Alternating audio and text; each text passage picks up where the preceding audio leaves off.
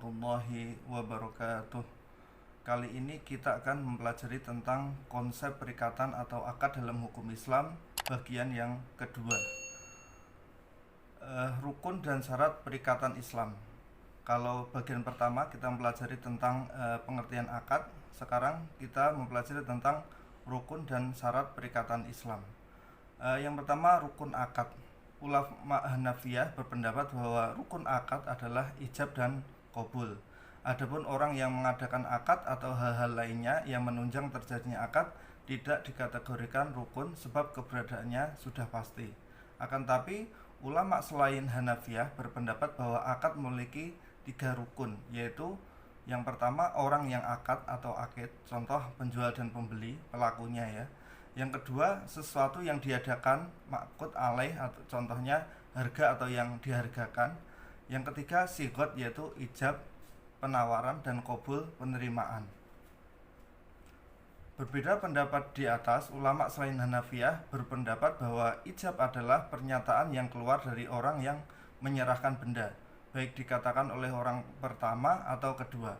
Sedangkan qabul adalah pernyataan dari orang yang menerima barang. Pendapat ini merupakan pengertian umum yang dipahami orang bahwa ijab adalah ucapan dari orang yang menyerahkan barang atau penjual dalam jual beli. Sedangkan qabul adalah pernyataan dari penerima barang atau pembeli. Kemudian syarat akad. Yang pertama, syarat terjadinya ijab dan qabul. Para ulama menetapkan 3 syarat dalam ijab dan qabul, yaitu yang pertama, ijab dan qabul jelas maksudnya sehingga dipahami oleh pihak yang melangsungkan akad. Namun demikian tidak disyaratkan menggunakan bentuk tertentu. Yang kedua, antara ijab dan qabul harus sesuai. Yang ketiga, antara ijab dan qabul harus bersambung dan berada di tempat yang sama jika kedua pihak hadir atau berada di tempat yang sudah diketahui oleh keduanya.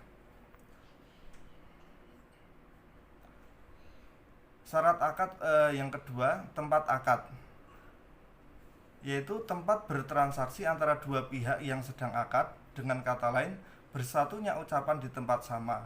Untuk meyakinkan bahwa ijab dan qabul bersambung harus dipenuhi 3 syarat. Yang pertama, syarat tersebut yang pertama adalah harus di tempat yang sama. Namun demikian dibolehkan di tempat yang berbeda, tetapi sudah dimaklumi oleh keduanya sehingga keduanya saling memahami.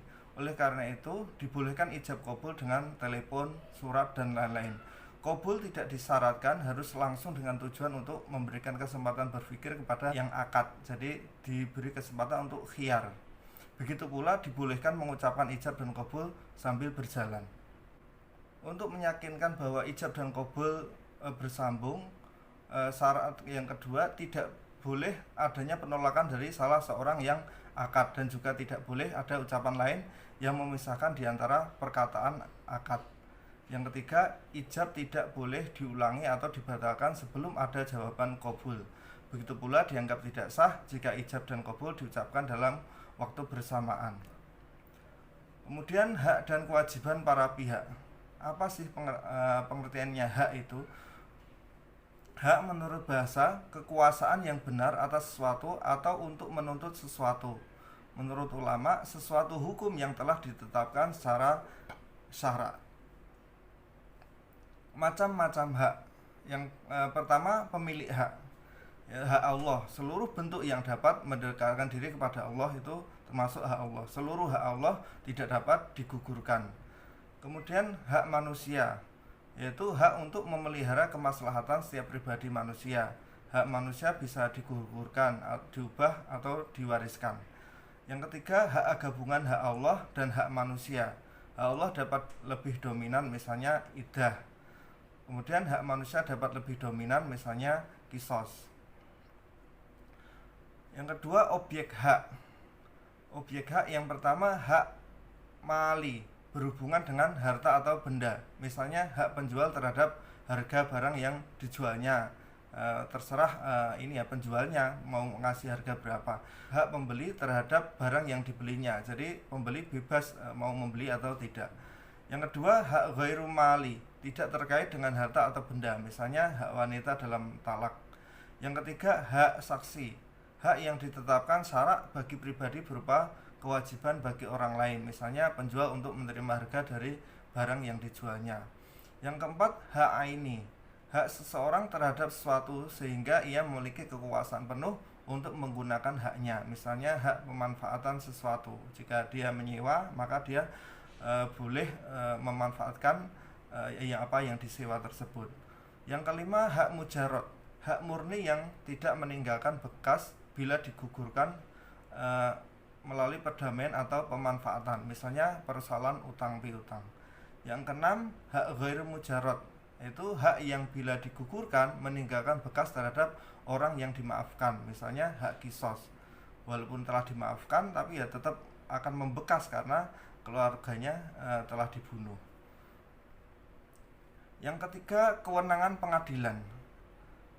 Kewenangan pertama, hak diani, keagamaan, hak yang tidak dicampuri oleh kekuasaan kehakiman, misalnya walau tidak dapat cukup bukti di pengadilan tapi tetap akan dituntut dan harus bertanggung jawab di hadapan Allah. Yang kedua, hak qadai, seluruh hak di bawah kekuasaan pengadilan atau hakim dan pemilik hak mampu membuktikannya di depan hakim. Kemudian pelanggaran dalam penggunaan hak. Yang pertama, menggunakan haknya mengakibatkan pelanggaran terhadap hak orang lain atau menimbulkan kerugian terhadap kepentingan orang lain. Yang kedua, melakukan perbuatan yang tidak disyariatkan dan tidak sesuai dengan tujuan kemaslahatan yang ingin dicapai dalam penggunaan haknya tersebut. Yang ketiga, menggunakan haknya untuk kemaslahatan pribadinya tapi mengakibatkan mudarat terhadap pihak lain. Yang keempat, menggunakan haknya tidak sesuai tempatnya atau bertentangan dengan adat kebiasaan yang berlaku serta menimbulkan mudarat terhadap pihak lain. Yang kelima, menggunakan haknya secara ceroboh sehingga menimbulkan mudarat terhadap pihak lain. Nah, ini akan terjadi pelanggaran dalam penggunaan hak. Tindakan yang dapat dilakukan terhadap pelanggaran hak. Yang pertama, menghilangkan segala hal yang telah menimbulkan mudarat tersebut. Yang kedua, membayar ganti rugi atau kompensasi sepadan dengan kerugian pada orang-orang yang dirugikan. Yang ketiga, membatalkan perbuatan tersebut. Yang keempat, memberikan sanksi hukuman. Yang kelima, mengambil tindakan paksa terhadap pelaku untuk melakukan sesuatu atas kerugian tersebut. Kemudian kewajiban atau iltizam dikaitkan dengan akibat hukum dari akad iltizam, akibat atau ikatan hukum yang mengharuskan pihak lain berbuat, memberikan sesuatu atau melakukan suatu perbuatan atau tidak berbuat sesuatu. Hak sebagai taklif yang menjadi keharusan yang terbebankan pada orang lain. Dari sisi penerima dinamakan hak, dari sisi pelaku dinamakan iltizam atau keharusan atau kewajiban. Sumber utama iltizam yang pertama adalah akad, yang kedua kehendak sepihak, yang ketiga perbuatan yang bermanfaat, dan yang keempat perbuatan yang merugikan.